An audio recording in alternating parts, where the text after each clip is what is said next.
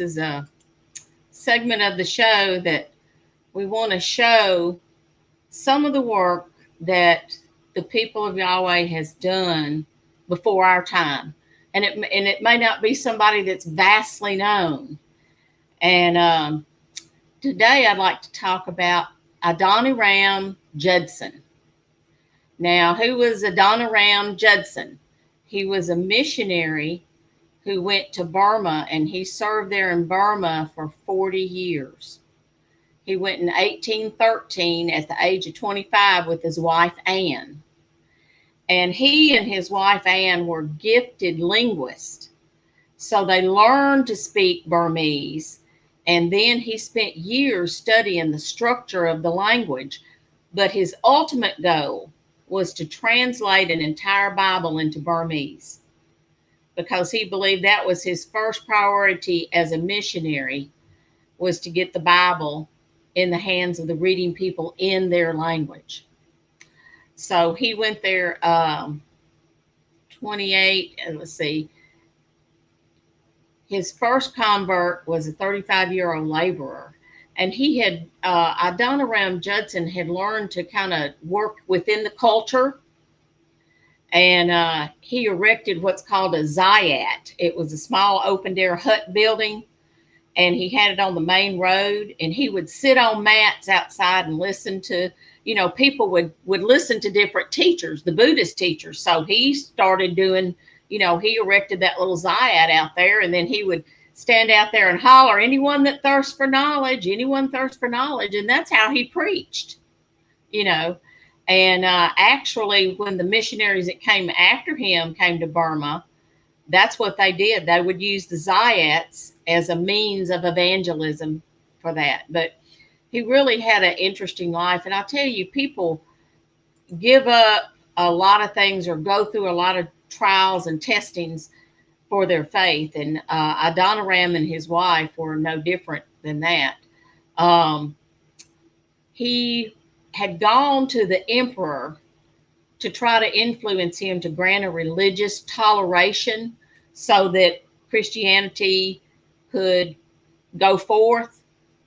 And right after he arrived there in the capital, a war broke out in that region between the British. And of course, all English-speaking foreigners were regarded as spies. So he was arrested. And he was thrown into actually a death camp. And he was in there for 17 months.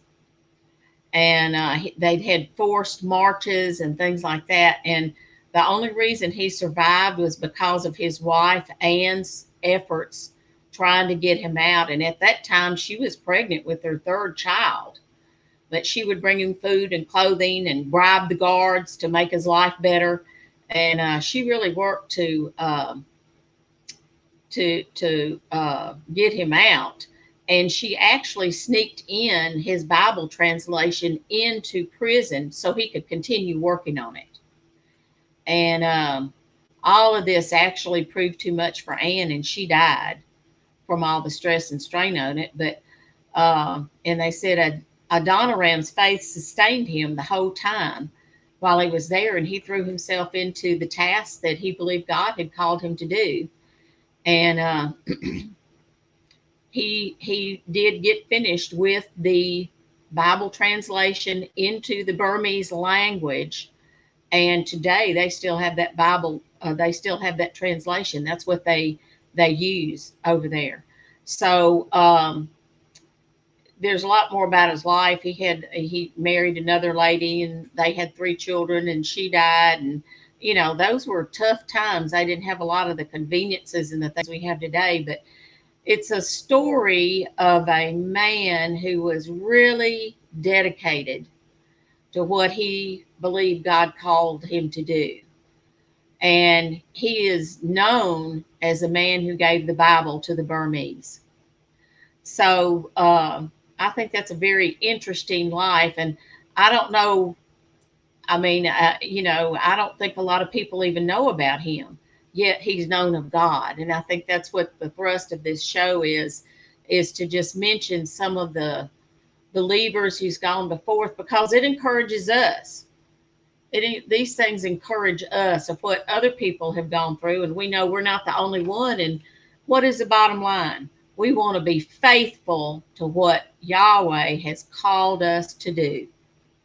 So this was a man who was faithful to what Yahweh called him to do, and because of that, the Burmese have a Bible that they can read in their own language.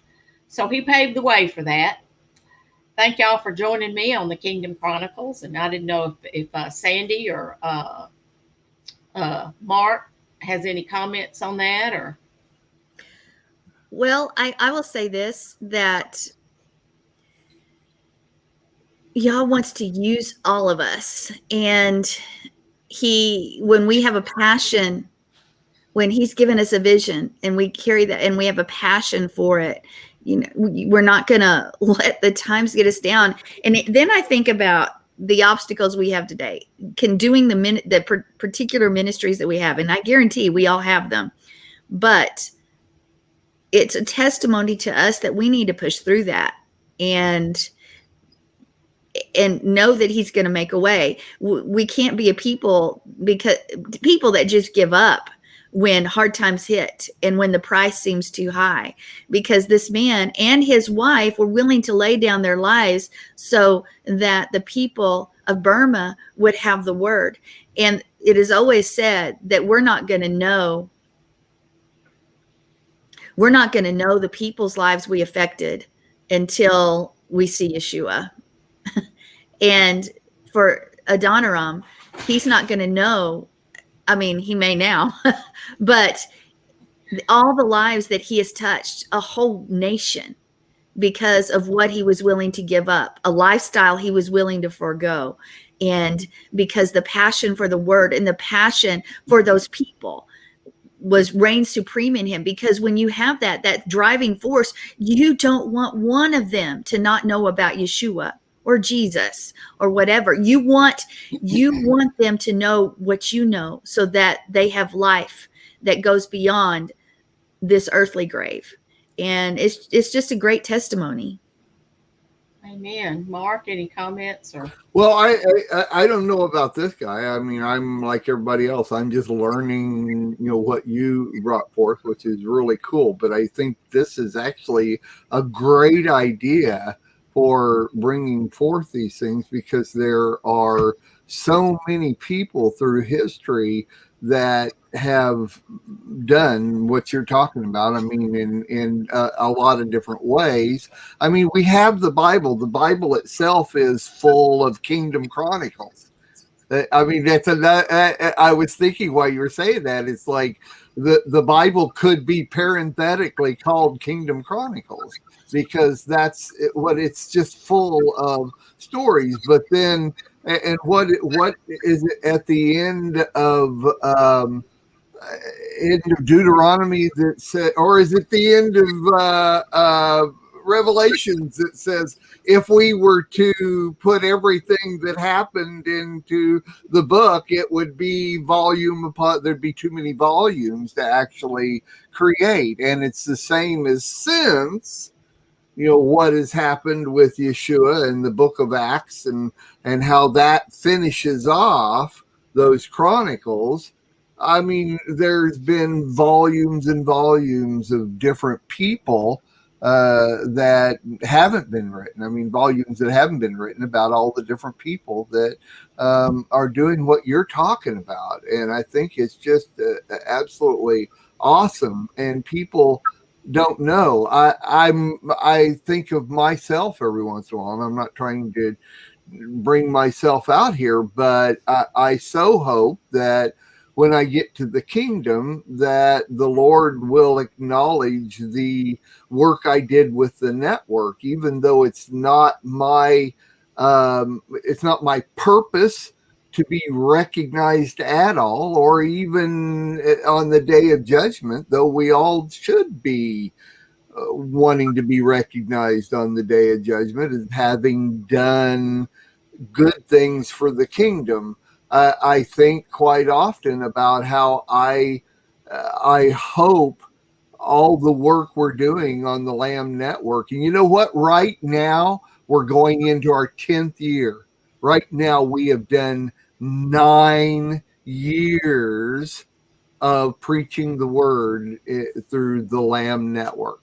And we're going into our 10th year. And so I can only hope that, someday, hey, in 30 years, they might be writing Kingdom Chronicles about the Lamb Network. I don't know. I'm hoping it's the Lamb Network in 30 years. But, I think it's a great idea. I think it's I like it because I didn't come up with it, and so I think it's really cool. And I'm sure that I have a few that I can bring up and probably do episodes on our, Kingdom Chronicles about other people that I know of. And so this is really good. I like this a lot. I really do. I like this a lot. Well, I think you like history too, like I do. Yeah, I think Sandy does too. So, and it's good to know those who have gone before us, Right. and you've got all these big names out there, but, I think if we took a poll, who had ever heard of Adoniram Judson, yet God recognizes him. I thought that was a sleigh race in Alaska, Adoniram. No, that's the Iditarod. Oh, that's right. Adoniram is actually in the Bible. People did really name their kids after names in the Bible. Okay. But I think they had to search for him. He was like a son of a elder somewhere. I looked it up. I was going like, yep, it's in there. I had to go to YouTube to find out how to pronounce it. I was going like, Adoniram. Adoniram. Well, that's right. It was good and informational. And hey, if you like this show, give us a thumbs up and share it on your social media. Love it. So, we are richly blessed to bring you what we believe is the fullest, most diverse, yet up-to-date progressive teachings, discussion, and prayer programming you can find anywhere on this planet. Be sure to take the tour of the MessianicLambRadio.com website. I'm Susan Hoogie, thanking you for joining us on the Messianic Lamb Video Network.